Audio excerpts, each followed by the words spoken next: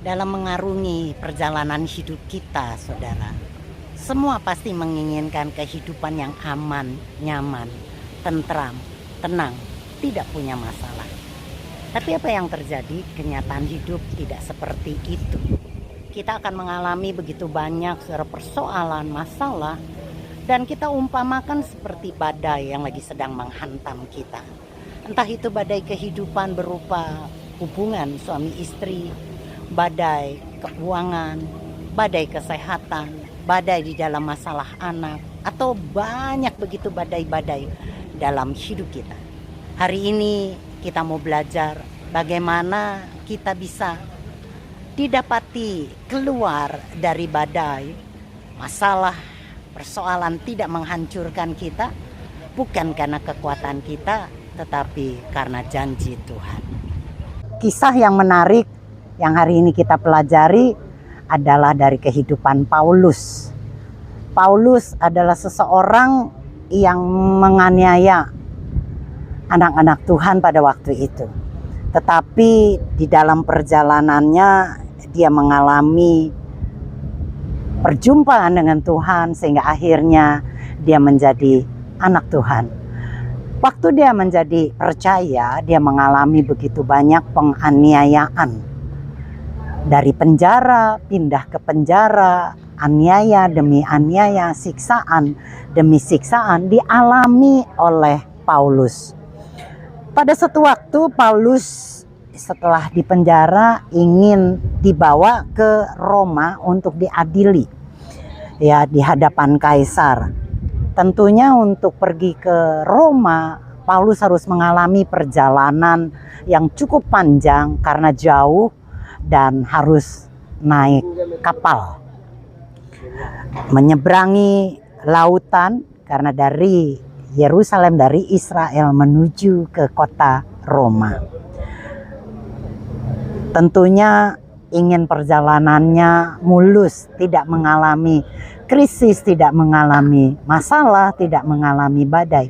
Tapi kita membaca ternyata Paulus tidak seperti itu. Dia mengalami kesulitan yang luar biasa, ya. Kisah Para Rasul 27 ayat 10. Kisah Para Rasul 27 ayat ke-10 bunyi begini. Saudara, aku lihat bahwa pelayaran kita akan mendatangkan kesukaran dan kerugian besar. Bukan saja bagi muatan dan kapal, tetapi juga bagi nyawa kita.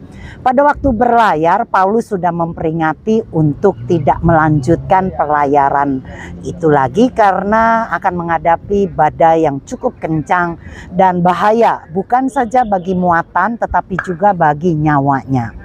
Ya, tetapi apa yang terjadi tidak didengar karena kapten kapal, kru kapal merasa mereka bisa mengatasi masalah itu. Dan apa yang terjadi? Mereka tetap berangkat. Dan Kisah Para Rasul 27 ayat 18-20 kita baca, dikatakan begini. Karena kami sangat hebat diombang-ambingkan angin badai, maka pada keesokan harinya mereka mulai membuang muatan kapal ke laut. Setelah beberapa hari lamanya, baik matahari maupun bintang tidak kelihatan. Dan angin badai yang dahsyat terus-menerus mengancam kami. Akhirnya putuslah segala pengharapan kami untuk dapat menyelamatkan diri kami. Badai yang dialami bukan sekedar badai biasa, tapi badai yang begitu dahsyat dan besar. Sehingga kelihatannya tidak ada lagi harapan bagi Paulus untuk hidup. Bukan saja Paulus yang berputus asa, tapi seluruh penumpang yang ada di kapal itu juga mengalami, saudara, putus pengharapan.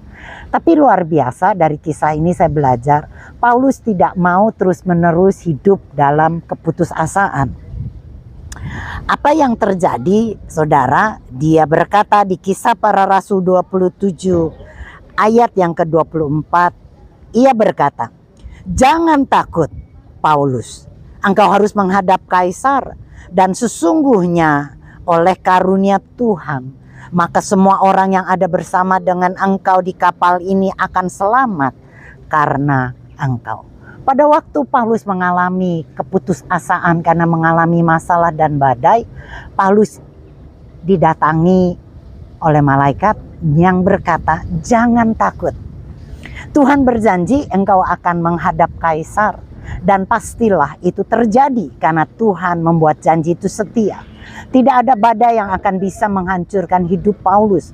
Maka Paulus waktu mendengar janji Tuhan, kembali timbul pengharapan di dalam diri Paulus.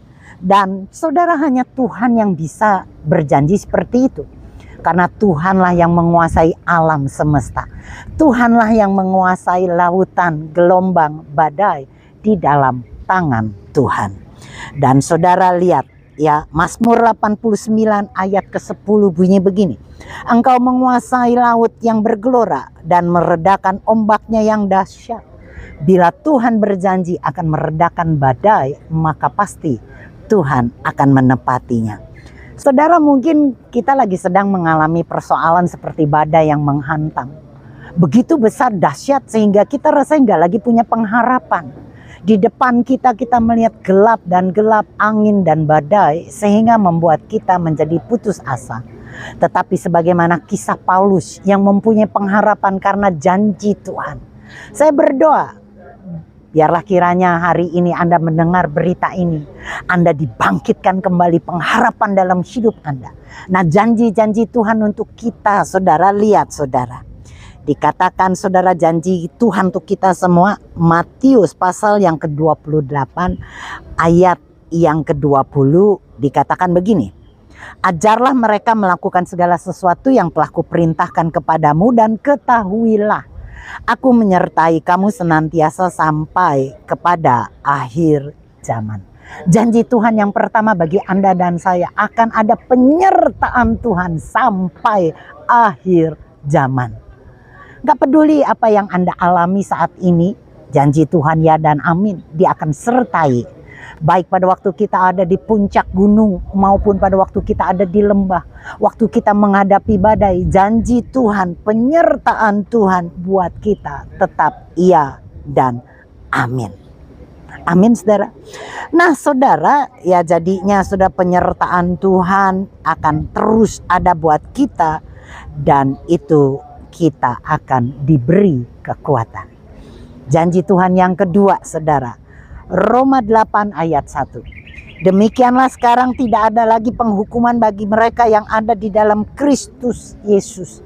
Janji Tuhan yang kedua, tidak ada lagi penghukuman bagi kita yang ada di dalam Kristus.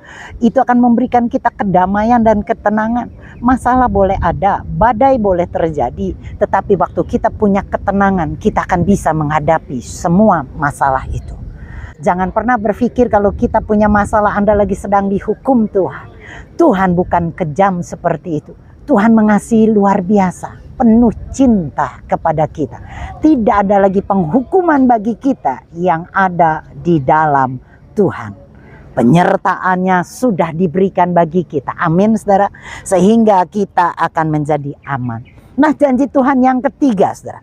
Wahyu 21 saudara ayat yang keempat dikatakan, "Ia akan menghapus segala air mata dari mata mereka. Dan maut tidak akan ada lagi, dan tidak akan ada lagi perkabungan atau ratapan tangis atau duka cita. Sebab segala sesuatu yang lama itu telah berlalu."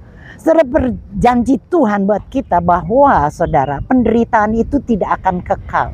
Penderitaan itu akan sementara, tidak untuk selama-lamanya. Amin.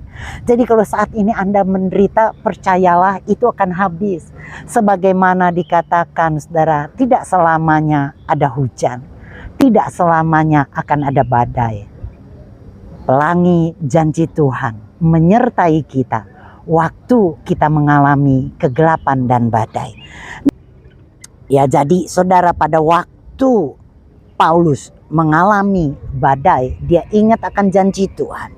Dan saudara, apa yang terjadi? Paulus harus lewati badai itu. Paulus tidak keluar dari badai, tapi dia harus lewati badai itu. Dan saudara, tetapi Paulus menjadi tenang karena di dalam krisis dia memang tidak keluar dari krisis, dia tidak keluar dari masalah, dia tidak keluar dari badai. Tetapi saudara, Tuhan berjanji menyertai Paulus. Dan Tuhan juga berjanji menyertai Anda dan saya. Kita tidak lagi menerima penghukuman dan penderitaan kita, saudara, itu cuma sementara. Kita tidak dijanjikan untuk hidup mudah, tetapi janji Tuhan tidak lagi, saudara, ada penghukuman dan tidak lagi penderitaan itu untuk selama-lamanya, tapi untuk sementara. Pada waktu kita mengerti dan kita mengetahui janji Tuhan seperti ini, saya percaya apapun yang sedang Anda hadapi, badai masalah, persoalan yang menghantam, tidak akan membuat kita kandas dan hancur. Kita akan tiba di pantai pada waktunya. Kita akan aman tiba di pantai. Badai krisis persoalan tidak akan menghancurkan kita, karena janji Tuhan menyertai kita sampai kesudahan zaman. Amin, saudara. Saya berdoa biarlah kita tetap tegar, kuat di dalam menghadapi masalah, karena janji Tuhan yang selalu dan selalu kita pegang. Amin, saudara. Jadi saudara, tidak peduli dengan masalah apa yang sedang kita hadapi, kita percaya kita akan aman. Janji penyertaan Tuhan sampai akhir zaman kita pegang. Dan kita waktu mengalami masalah bukan karena dihukum Tuhan. Janji Tuhan yang lainnya, penderitaan yang kita sedang alami, itu tidak untuk selama-lamanya. Penderitaan akan selesai, penderitaan akan habis, dan kita akan menuju kepada kemenangan. Shalom bagi Anda, shalom bagi kita, shalom bagi Indonesia.